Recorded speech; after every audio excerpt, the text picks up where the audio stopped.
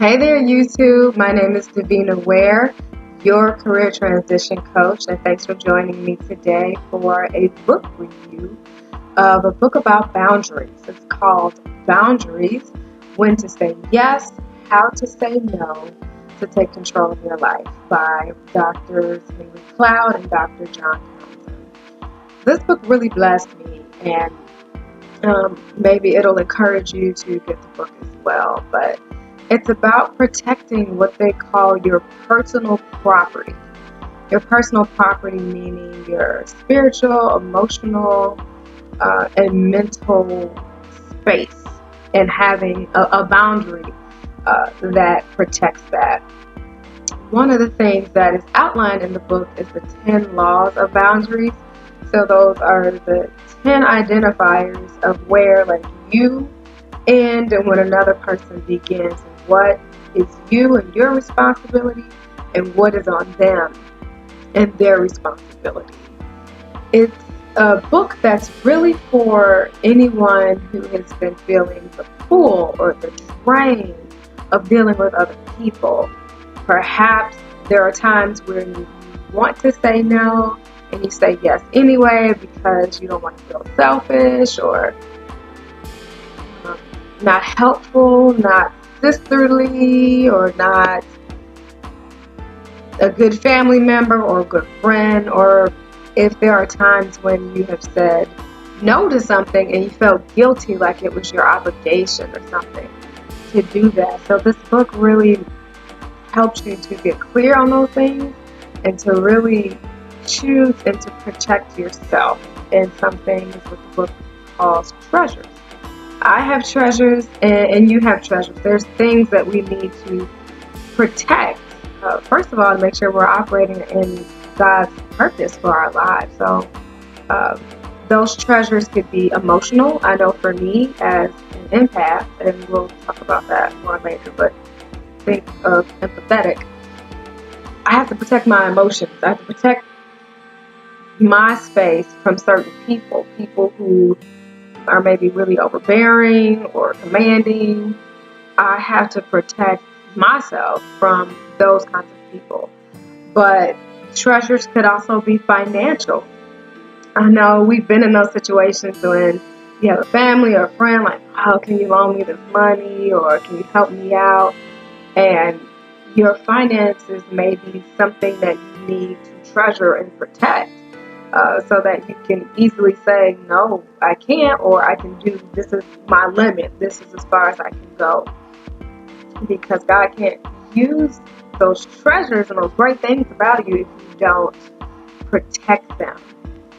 The book talks about, or it gives a metaphor of boundaries as a gate. So think about a house with yard, and then there's a gate, right? So the gate, there's a door that opens and closes. And what's great about this gate is that you can choose who you let into your property lines, right? We're thinking about a house, or you can let the good in, and then you can let the bad out of that gate. So that's the similarity that they give to boundaries. Think of it as a gate. Conversely, the authors mentioned to be careful of having gates as opposed to walls, because the wall you can't get through that. So if there's bad on the inside here, if you have a wall up, it's just going to stay with you. And conversely, if there's good on the outside, it's just going to stay good on the outside. It can't penetrate. So making sure that your boundaries are a gate and not a wall. And also remembering to let the good in and let the bad out. And you have the choice. You have the ability to do that. So some of the things that really resonated with me with this book, of course, the 10 laws of boundaries. So the two that resonated with me the most were number 6, which is the law of evaluation, meaning should I even put a boundary in this area? Because if I put one there, I don't want to hurt this person's feelings, or I don't want to cause them trouble. I don't want to stop the flow of something. So should I even place a boundary in this area? And that has definitely been something that I have dealt with in the past. And then law number 10, which is the law of exposure. So that's even communicating your boundaries. So these two really go hand in hand, where perhaps you have a boundary and you haven't communicated it to someone. Maybe you feel like they should already know, or whatever the issue is. And so maybe you go along with whatever the thing is that's really an infraction upon your boundary, and you silently resent them. Like, yep, I'm going to take that mental note that I'm not going to call you anymore, or I'm just going to keep this person at arm's length, which is so unfair because it doesn't give that, you don't communicate your boundary. And you don't give that person an opportunity to respect it. And so you're just silently suffering or silently being dishonored when you don't have to be. Another thing that really resonated in the book was talking about boundaries and relationships. And it likened it, well, it broke down basically the different types of people and how they interact in different ways. So the first identifier is a compliant person. And that is definitely me. I'm a person that for the most part, I follow the rules. I follow how things should go, unless it's something I'm super passionate about and against, and I need to like rally up the troops and power to people and all of that kind of stuff. But for the most part, like I follow the rules, a compliant person. And it talked about a compliance person in the relationship with a controller. And it highlighted two types of controllers to the point I was like, ooh, yes, I know that person. And the first one was the aggressive controller. So the aggressive controller is someone, and I love the way that the book mentions this, but the aggressive controller, they give the analogy of, remember your gate that you have to protect, that the aggressive controller has a bulldozer. They don't care about your gate. They just bulldoze over your gate, your boundaries, whatever. Here I am. I'm in there. I'm in your personal space because I need stuff and you got it. And I need to like pull from that. I need to, get my stuff. And they may use anger, gaslighting, or other temper tantrums or other like aggressive behavior to get what they want. So these are the folks that are intimidating. They're known as being commanding people. The book doesn't mention this in deep detail, but I personally think this is really the narcissist. And I've had a person in my life that exhibited those traits. I just didn't know what to call it. You don't feel right, but you don't have a name to something, which is another thing I like superbly appreciated about this book, is that it gave me like tangible terms to which I can apply things in my life that I was experiencing too. So it wasn't just like all in my head.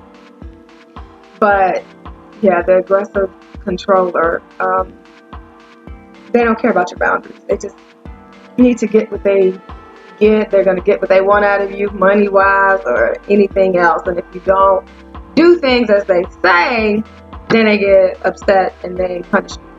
Not physically, but they punish you in other ways.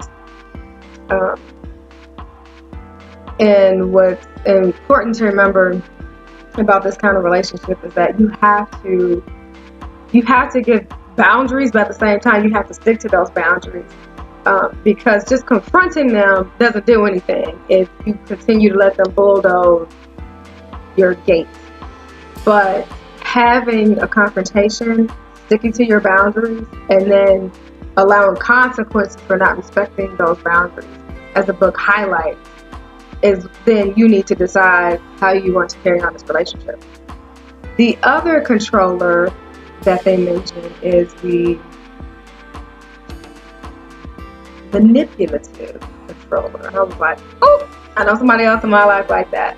So the manipulative controller is the person who, they did something for you, so they expect you to respond to them when they need something, or else they feel slighted, or they will make you feel guilty. These are the guilt trippers. So they will guilt trip you into doing what they want or getting what they want out of you. So instead of them bulldozing the boundaries, they on the other side manipulating you to come on in. And then it talks about how to deal with those type of controlling people, especially if you're someone like me who is naturally compliant. It gives other great tips. Myths, that's another great chapter where it talks about myths to setting boundaries, myths or misconceptions that we may have to where we don't set boundaries at all, such as, if I set boundaries, I'm being selfish. If I set boundaries, I'm going to hurt other people. If I set boundaries, then I'm disrespecting my family. And it debunks all of those myths, especially the one where the myth of being selfish. You have to protect you. Like, we're not here to be responsible for other people. Yes, it's important to help, but that still needs to be in a context that supports your purpose and is not taking advantage of you, whether those people mean to do that or not. So, who is this book for? Is it for beginners? Is it for people that are known to have boundaries or like very clear on, I am this, I do this, I don't do this? Quite honestly, it's for both. For people, beginners, like for me, I had gotten to a point where I realized I had standards, but I did not have boundaries. I'm such an open and like loving person, and having connection with other people is really important to me. So when I have those connections, I'm just like, yes, give and love and all of that kind of stuff, which that's good, but it can be easily taken advantage of. And two, it just doesn't respect myself and also the things that my treasures, the things God is like, no, I gave this to you to be utilized in the way that I told you to do so. So you need to protect those things, protect those. So for me, this was like completely eye-opening. Like, wow. I had a lot of aha moments in this book. But also for people who, you think you're very clear on your boundaries, this may be a great option as another lens to look at this through. Maybe yours are too stringent, or maybe you actually have walls up instead of boundaries.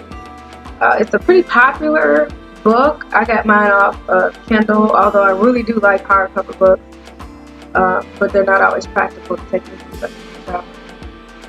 But you can get it on Amazon, or you can download the Audible version and listen to it in your car. But it's a great read. It's like the standard go-to book when you're learning about boundaries. They have like over 2 million copies sold. And then also they branched off. So there's boundaries in teens, or boundaries in dating, boundaries in parenting. So it breaks off into other areas as far as when and how to set boundaries. So, and also the other very, very important thing about this book is that it has a Christian undertone. So as it's mentioning, especially in the laws and in the myths of boundaries, there's a verse attached to it. So you can look at the biblical application of why it's important for us to have boundaries. So, well, that's it. That's all I have to share today on this book review. I appreciate you hanging with me. And if you haven't done so already, click the subscribe button at the lower corner of the video, and I will see you next